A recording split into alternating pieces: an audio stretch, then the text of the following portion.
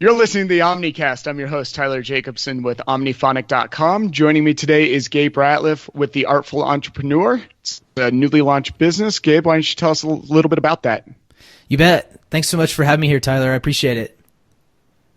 Happy to have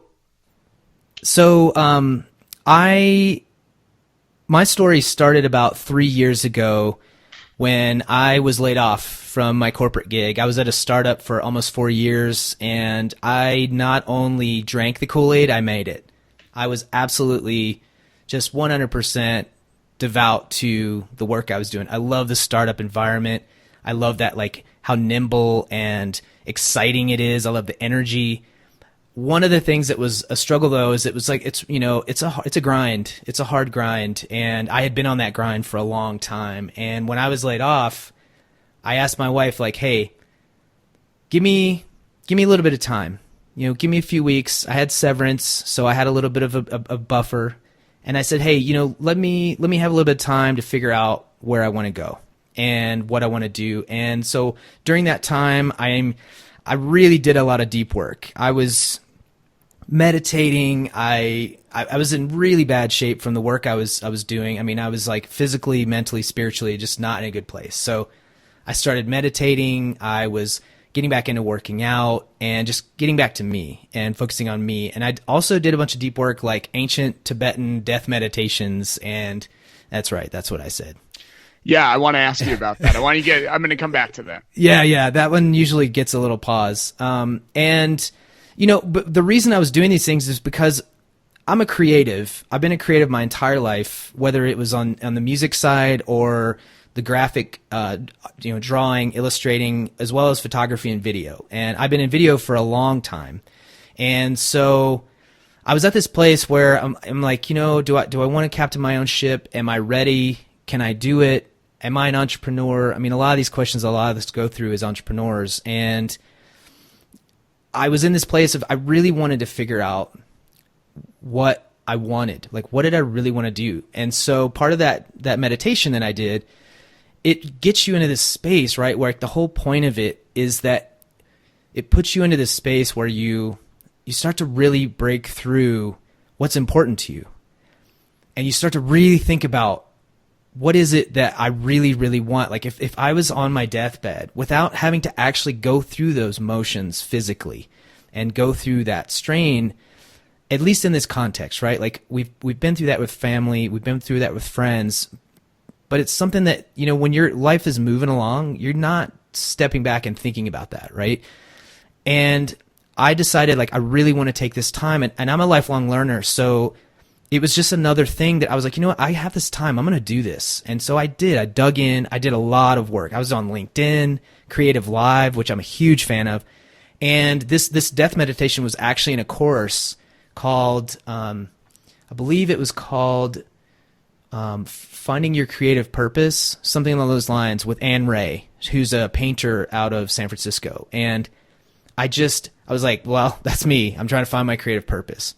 And that was essentially the middle of the course. It's like you do all this build-up work, and then you get to the middle, and you have this life-changing experience you do. I mean, I was bawling. I was like at home, doing this work. My wife's at work, and I'm bawling because I'm just like, I mean, you get in this space, and you're being guided with these questions, right? It's a guided meditation, so you're being guided with these questions. You're being prompted, and you're being asked, as it's happening, you're being talked through around death is like creeping on you from, 6 months away, 3 months away, a month away, a week away, a day away. It's your final day. It's your last couple hours. It's your last minute. Death is like over your shoulder, right? And it puts you into this space visually you're like, this is the guided meditation. This is the guided meditation. Yeah. This is that Tibetan death meditation. In the meantime, there's a drummer playing who's putting you into a mental state, right? And it's getting you into this space where you're really getting focused around this work. You have a pen and paper, and at the same time you're being prompted, you're writing down these things you're being prompted with, right? And what would you say to your wife or significant other if this was it, right? Like, what is the last things you would say? And like, What is it you really care about? What do you give a shit about? You know, what is it that is really, can I curse on this or? Of course. Okay, awesome. And so, you know, it's like, what do you really give a shit about? What is it that's like, if this is it, right? And like a lot of people talk about these things and you hear about these things, these amazing, inspiring stories where people have overcome cancer and things like that. And it's amazing to hear that, like the perseverance of human spirit. And right. I love those stories, right? Where people beat it and they survive and they do something with it. And it's rebirth. Right? And that's essentially what you go through in this meditation. You get taken down to your death and that's it. You've finished writing all this stuff and the drum stops right at that moment. But then it starts back with a different rhythm. It starts back with a heartbeat. And it's just go, go, go, go. And he starts, you know, the drummer starts to play it again in this particular context. And you're prompted again. Okay, now what is it that you wrote? What are you going to do? What is it that you give a shit about? And I'm looking down and I'm like, I'm just bawling because I'm thinking about all these, you know, you get asked like, what are your regrets? And you get real about it, right? Like people talk about like, I don't have any regrets, like whatever, I'm cool, you know, I'm all about the future and, you know, all these things. But like when you get in that state, it really pushes you to process what is it you really regret? Deep down that you might not be sharing, you're not putting on Instagram, right? You're not putting on YouTube. You know, it's changing, right? People are being way, way, way more transparent these days, which I am very, very fascinated by how this transparency is growing. And we are opening ourselves up to so much more than we used to share. And it's crazy. I mean, it's very, very different. And it's interesting to me because I'm curious to see where this all goes. But in the meantime, so you're going through these things like regrets and you're thinking through all these things and, you know, I'm looking down and I'm seeing like what I'm writing. And the main thing that came through was I want to leave a legacy. I want to help people. I want to support people. I want to serve others. And I want to do something that is bigger than me. And I want to, and then, you know, it's been now several years and what's come out of all this continued deep work is that as a creative, I know that we have a difficult life. We're generally very sensitive. We're more open to things. We're generally more open-minded. And we're usually, like, a lot of creatives are introverts. I mean, there's like a whole lot of things that go along with that. The creative business itself, which I'm also have been a part of and have my own, it is hard, right? And like, a lot of people in the creative business, there's the whole thing around time for money, right? It's this conversation that's happening very much. It's time for money. And that's one of the problems that we have in the creative business and business period. I mean, a lot of people charge time for money and it's not about that. It's about value. One of the guys I absolutely love is Chris Do. He is the owner and founder of The Future without an E. Love him. We've actually talked about him before. We have. You shared a really great video with him. And I love that conversation that he is spearheading is around your value. It's around your value. And so that's something that I'm also trying to be a proponent for and an advocate for because people in the creative world, it's a struggle.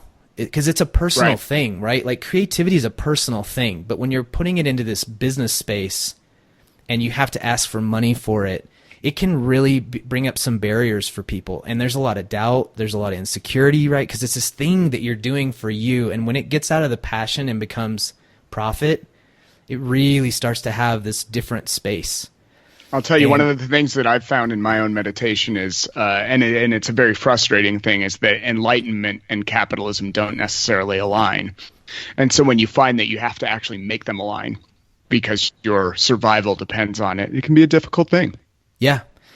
Yeah, and I mean, it's a constant struggle, right? Because there's the ebb and flow of, you know, it's like with video, man. I mean, video back in the day was really expensive. When we were using film, and, you know, it was like film and television. And then as it started to shift into the digital realm, which I've been fortunate to be able to witness both sides of it. I learned 16 millimeter film and all those things when I was in school, but I actually, most of my time in video has been predominantly in the digital space. And, you know, that shift, I mean, look where we are now. YouTube creators and what's happened with YouTube and Vimeo and all of these different spaces. I mean, it's also what paved the way, I think, just like radio did for podcasting. You know, It's like getting this space. It's just like, this is a lower barrier to entry for people, which is part of why I love it. I love radio. I was a radio DJ, club DJ, and I still am a DJ. And those things all kind of helped me get here because the power of audio is really, really potent. I mean, it's one of the things that makes films better. It's one of the things that, like, we can have this conversation and then somebody can be doing anything, cooking, cleaning, taking a shower, driving, whatever, working, right? Like whatever it is. And it's not this thing that is very intrusive, but it can have a lot of impact. And that's part of why I started the Artful Entrepreneur, is because I was witnessing this transformation in me. Because, you know, when I decided to become an entrepreneur, I essentially just kept doing what I was doing. I was doing video production, I was editing, I was shooting, I was producing, I was doing whatever it was, right? It was just like status quo. I was just doing it for myself, but I was still feeling like a hired gun. And what happened was I started recognizing the impact I was having on myself as well as others by interviewing them on the show and by promoting them on the show and by letting them have this opportunity on, it was originally called the Vitalik Project on the podcast, which is now rebranded and rolled into this new business, the Artful Entrepreneur podcast, because that's who I'm promoting. That's who I'm serving.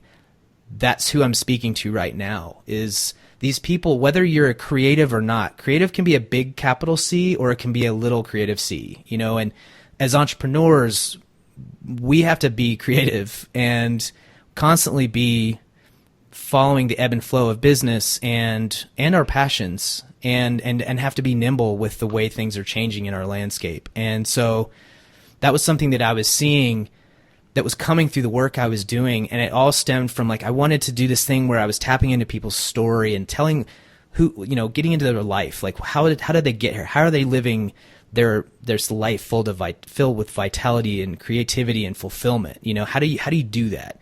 Not just what are the tactics, but what's their story? How did you get here? Because what I started to recognize is that my story was what was empowering me, which is what I used to think was a crutch. Okay. And I used to feel like it was a curse. And then I started realizing, like, one of my quotes that I love, that I've said for years, is to draw your life, not trace it. And when you start to really think about that, it really, I think, is a really impactful saying, because a lot of people want to trace their life. They want to trace the life of others. They want to, you know, do this thing that they see other people being successful at. It's like the whole influencing thing, right? Like, people want to be an influencer because they like the, the travel industry, people that are, you know, promoting travel and these travel lifestyle people. And it's great. It's amazing. And I love that promotion of that. But it's like these other people see it and they think, oh, I want to do that. And I think it's great that if they're going to try and go and attempt it. But there's all these things out there that look awesome. But what they don't notice is the hard work that goes behind it. And I think that's one thing that some people are really doing a great job of speaking about, is that there's a lot of hard work behind it.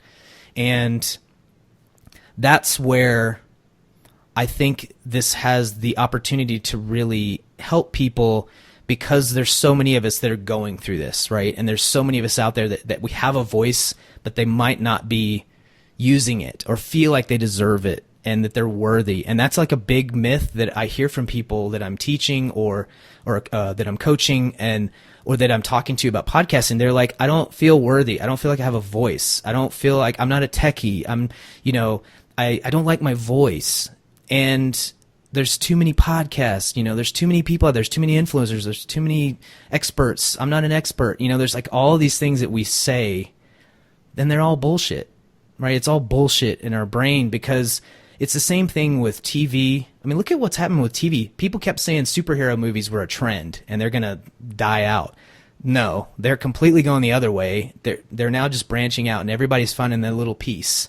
Like The Boys. The Boys just came out on Amazon Prime, and it's completely this left field, weird, dark humor, twisted spin on superhero stories, and it's doing amazing because they're trying something different, and they're branching off from what we know from the traditional superhero story.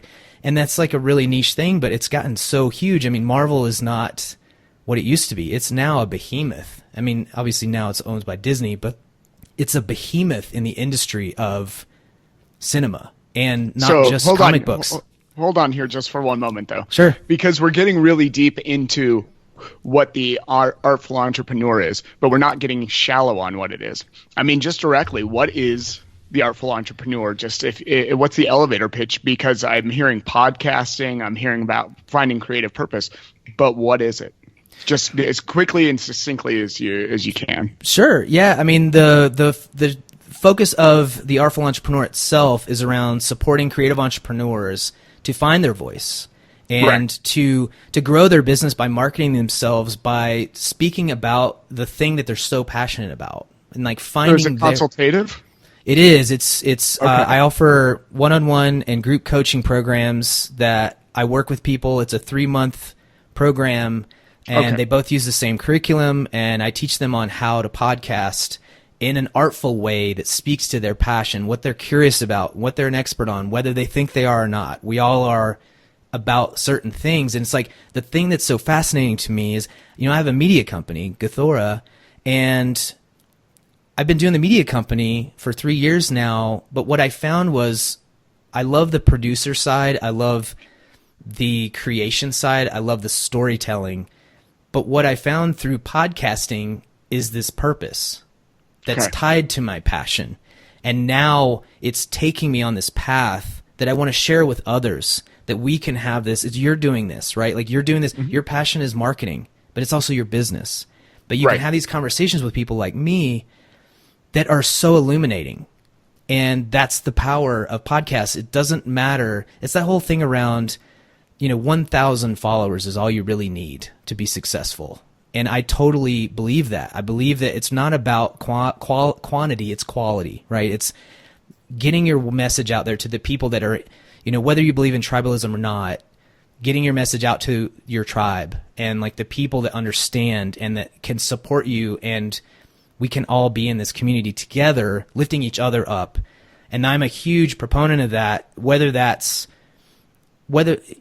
other element for me that I'm supporting, not just creative entrepreneurs, but also people that are marginalized. As a white male, I understand the privilege I have, but I also don't understand the privilege that I have. I don't know what I don't know. And so I'm having people of color, women, people in the LGBTQ community. Like, I'm all about supporting people and owning who I want to help, not just at the macro level, but also on a deeper level, and supporting people that are marginalized and might not have a platform. Or, it's trying to break out of this place of people being in their echo chambers. Like, hey, let's have a conversation with somebody that's not in this, what you might expect visually, echo chamber, and have this platform where we can have a conversation and you find out all these commonalities between us. That's the power of audio, right? And so that's what I'm sharing with people and coaching people on, is how to tap into it your way. How do you do it your way? What speaks to you? Is it a serialized podcast? Is it an episodic? Is it solo? Is it co-hosted? Is it a panel? And like, what is it that speaks to you that like you really want to talk about that might not be talked about in the way you're talking about it? Right. And so that's interesting. And I actually want to jump back to something that you were talking about, like all of these, and you called it, I think rightfully so, bullshit, these reasons that people don't engage, or they don't engage in a certain way, or they start making all of these very elaborate maneuvers to avoid doing something. And I see that a lot, especially with artists. And I don't know if you do as well, but there's a lot of, it has to be done this way. And so I'm going to, again, take these very complicated actions to avoid that. And my question that I always go back to them with is, who told you that? Right? Like, is there an audience out there who's demanding all of this very very precise action by you and telling you that you can't do X, Y, or Z and that you have to do, A, B, and C. I think it's a lot of our internal dialogue. So that's really nice to hear that, if I'm hearing you correctly, one of the things that you do is say, yeah, let's try and get you out of that internal dialogue and start really focusing on the things that can empower you and get rid of those excuses.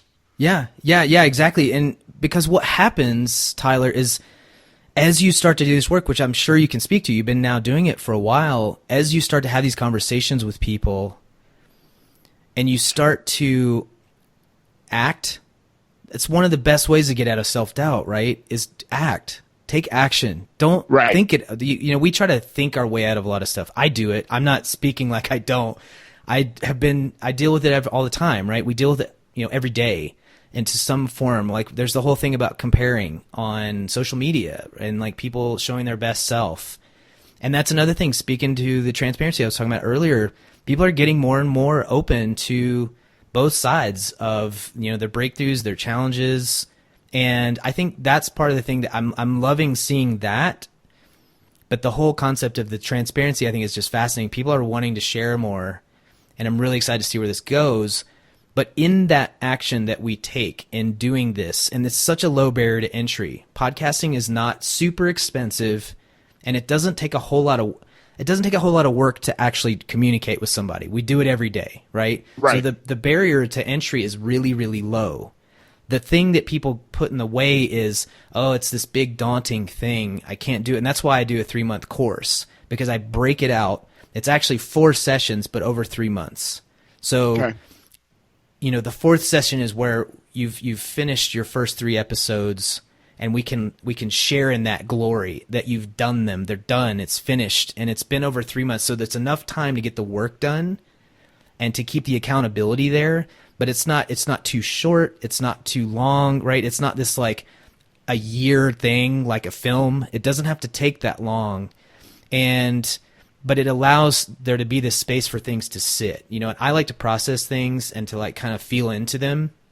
And some people need that, especially as creatives, right? Some people don't just like go out and create. Sometimes they need to like think about their project. I mean, I have people on the show like Greg Amonte. We talked about that. Like he needs to process his projects, and I connect with that. I connect with that a lot.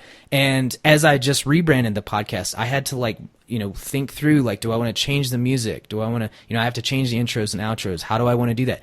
That's the beautiful thing. We can constantly be experimenting just like we do in business. And so podcasting has this ability to be this thing that it can start off in this one iteration, but then maybe you go, you know what? I would love to do another podcast where I do this instead. And it's this like really short 5-minute tactical show based on the people I'm talking to and getting something else out there, right? Like it could be something that's like really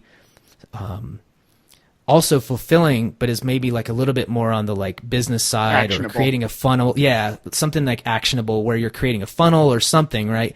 But then you've got this other side that's like super inspiring. Or maybe you just do something that's like really, really creative that gives you this space to be playful. That's the thing I think is so great about where podcasting can now go, is being more playful. You've got Marvel using 360 mics and doing these crazy new kind of like the old Radioland type shows, and it's like voice acting where they did you hear about Marvel Wolverine, that podcast? Mm-hmm. So they've got Marvel Wolverine podcast, and they got Richard Armitage from The Hobbit, and the Castlevania, and he's Wolverine in this story. And what's interesting is in this interview this article I read, he talks about how it's very different from voice acting like you normally do, like you would in Castlevania, because you just go and you do a recording and there's no interaction.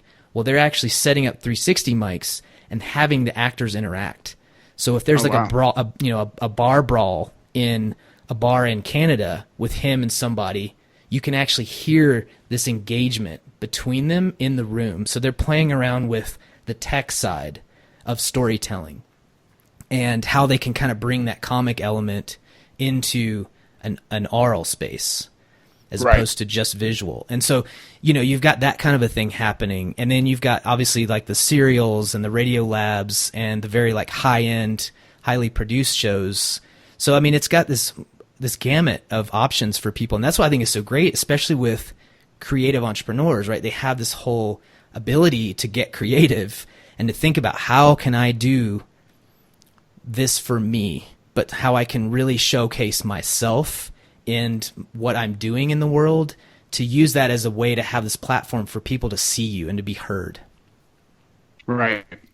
That's very, there's a lot to digest there in what you just said, by the way. And I do think, and I think we ran the gamut too, because we went from talking about, you know, there doesn't have to be this big barrier to entry. And that's one of the most beautiful things about, the personal computer and the internet, is that it does put so many tools in your hands that were previously out of reach. But you can, you know, scale up to, you know, whatever you can create, right? There's no real rules.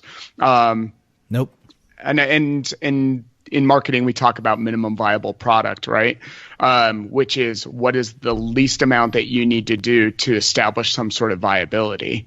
And I mean, really, you don't have to have these arms that you and I have, you know, and you don't have to have these mics that you and I have. At the end of the day, your computer has a mic, your iPhone has an incredible mic on it. You can, and there's podcasts out there that people do when they're driving to work. I've heard them before. Yeah. The first one I did when I was prototyping was with my phone with a friend in a coffee shop, because I thought, ooh, I want the mise en scène. You know, I want the sound of the coffee shop. I want the clinking, right? And I want the like jazz music in the background. And I just wanted to play around with it. And I just left Creative Mornings with my friend Kelly Schroeds, who's on the show, and episode 6. And this was in the prototype phase, so I didn't actually launch this one, but I just was like, hey, I've been thinking about doing this.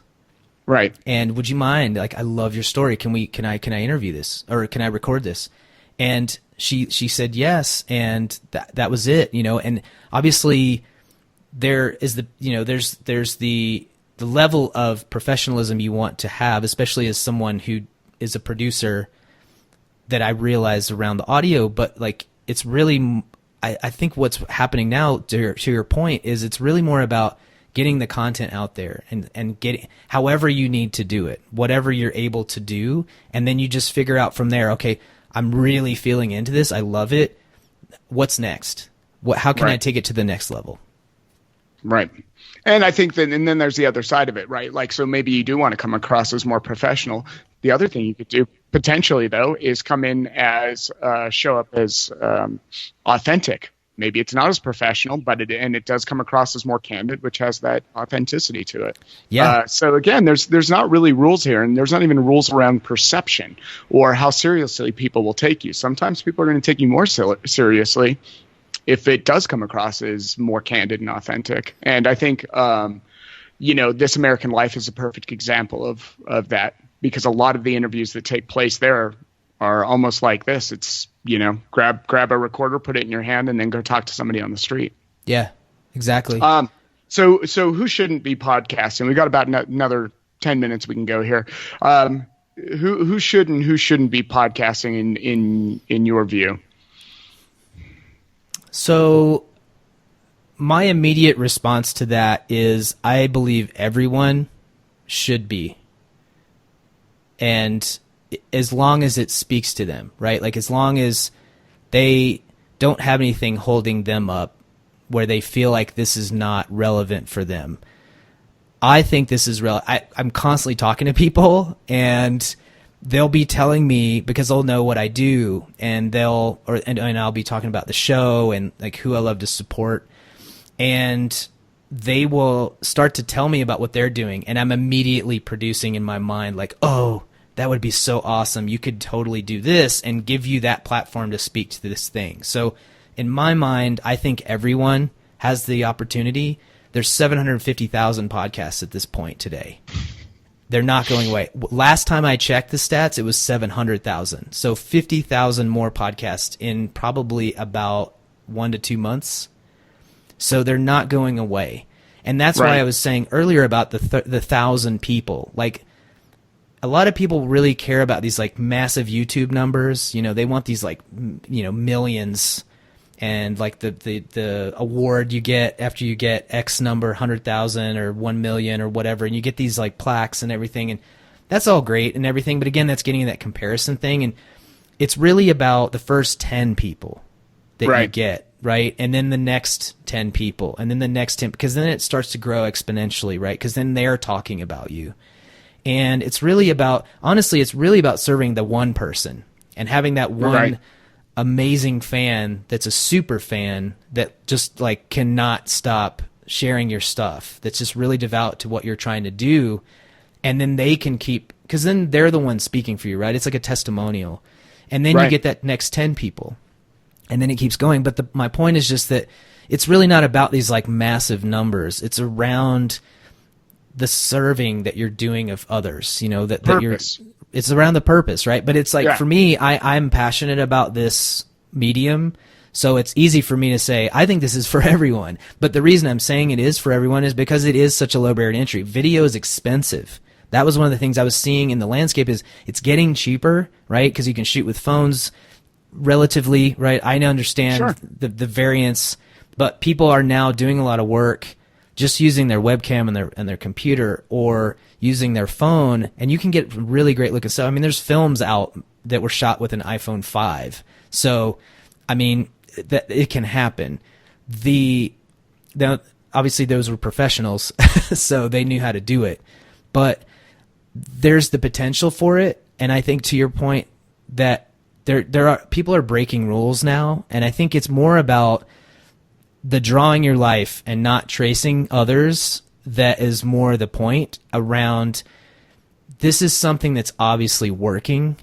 Being able to be in people's ears like this while they're doing whatever they want to be doing, like they're giving consent, right? Like people send emails constantly. Email marketing is massive still to this day.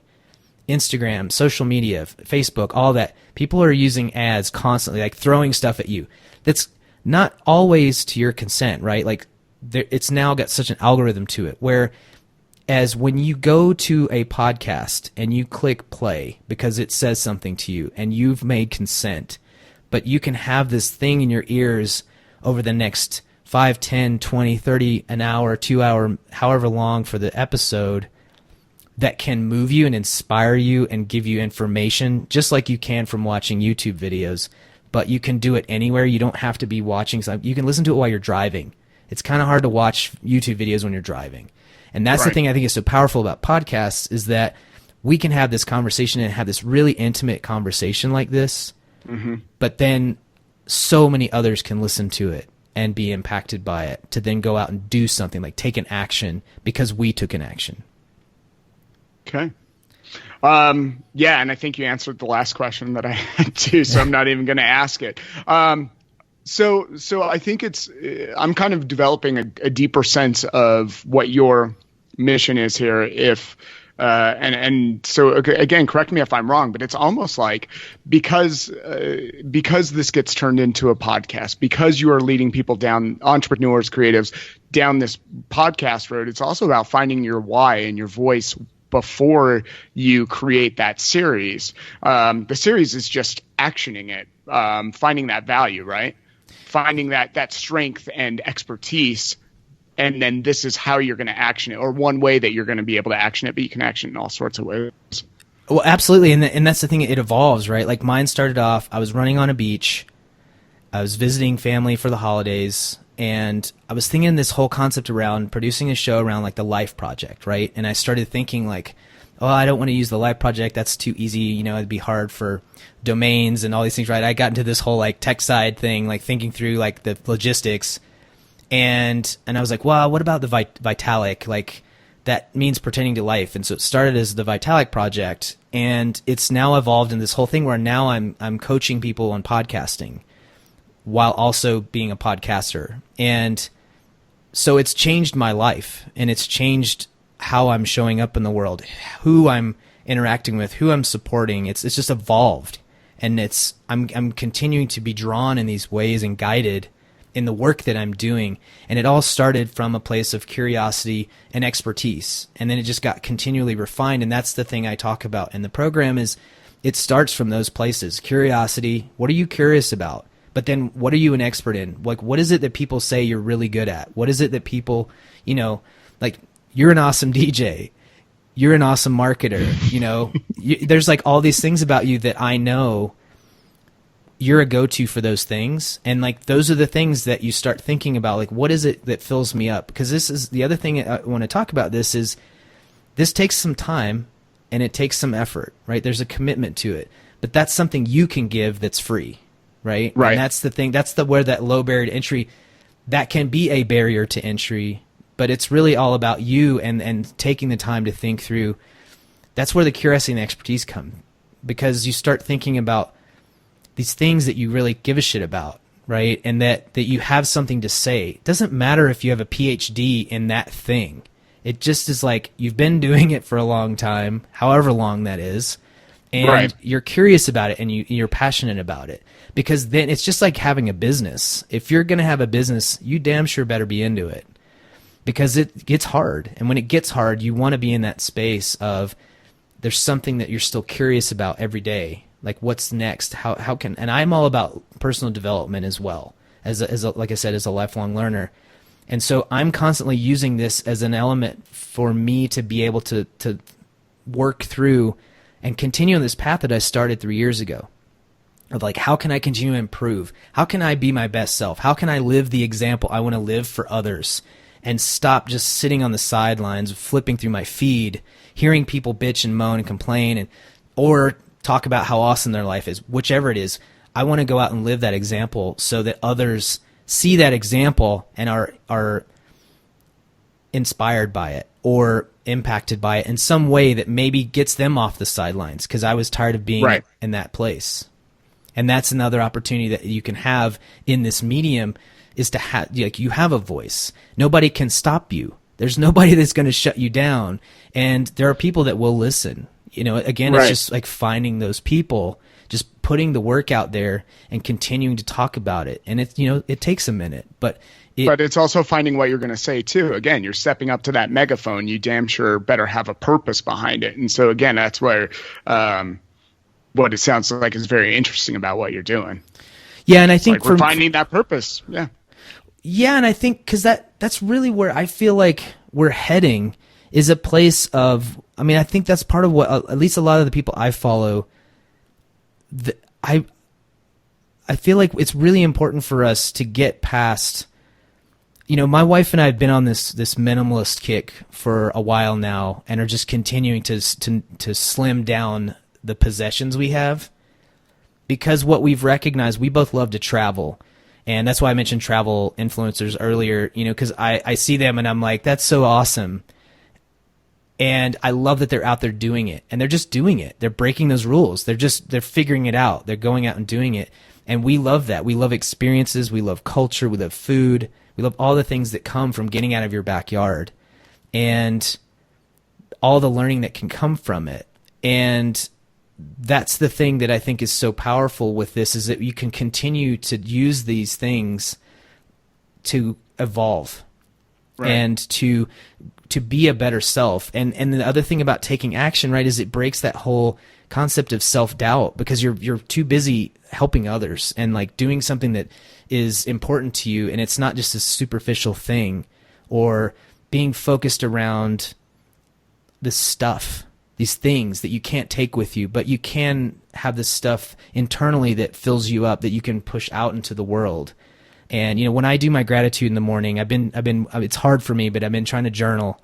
And one of the things I say thank you for is, thank you for just letting me breathe in another day and breathing love and light out into the world, because I can, right? I love giving hugs. I'm a hugger, and I can do that. They're free. You can give somebody a hug and just make their day better, right? And it's just like those kinds of things. And I know it's super woo, but that's what I am. I'm super woo. And like, that's how I look at because I feel like business, there's an old capitalistic business model, and that has its place, but I feel like there's a new business model. And I feel like the more of us that are out there that are taking these these things that are important to us, whether it be the planet, whether it be each other, whether it be equity, gender parity, whatever that looks like, that we are living that example. And the beautiful thing is that podcasting is this low barrier to entry to get into a space where you can take your voice and do something with it. Yeah, that's interesting. All right. So again, there's so much to chew on here. So Gabe, where can people find you? What's the podcast called? What's the how did they get in your course? How did they get the personal coaching? Give us all the details here before we wrap up. Sure, you bet. So the website is theartful.co, theartful.co. And the podcast is there, the Artful Entrepreneur podcast, and the coaching is there. You can look up the information. I have the curriculum, the 3-month curriculum there. We'll schedule a call. It'll be a 45-minute free coaching call to talk out your ideas and figure out if this is a good fit. And then, like I said, there's a one-on-one where you obviously get that little bit more intimate support throughout the process. And then if you're more into the group concept, like masterminds, then I do the same thing. It's a 3-month group, and it's all virtual, so it doesn't have to be something where you have to get dressed and meet somewhere. We can just do it over Zoom, and they're recorded, and I give them to you so that you can go back and revisit things that we talked about, or if there's things that came up and you don't remember from your notes, then you have those to access, and tons of resources as well, templates and release forms, all that stuff, so that you can have a little bit easier time to get into it and not have to worry so much about the techie stuff. Cool. All right. Thanks for being here. I always get something out of conversation, even if we're recording it for a podcast. So thanks for being with us, and we'll have you back sometime if you're up for it. Absolutely. Thanks again for having me here, Tyler. Yeah, for sure. And if you got something out of this podcast, please help us out. Go to iTunes, leave a review, and it will help other people find it and help us know what you like and what you don't like. And find us on omniphonic.com. Have a good one.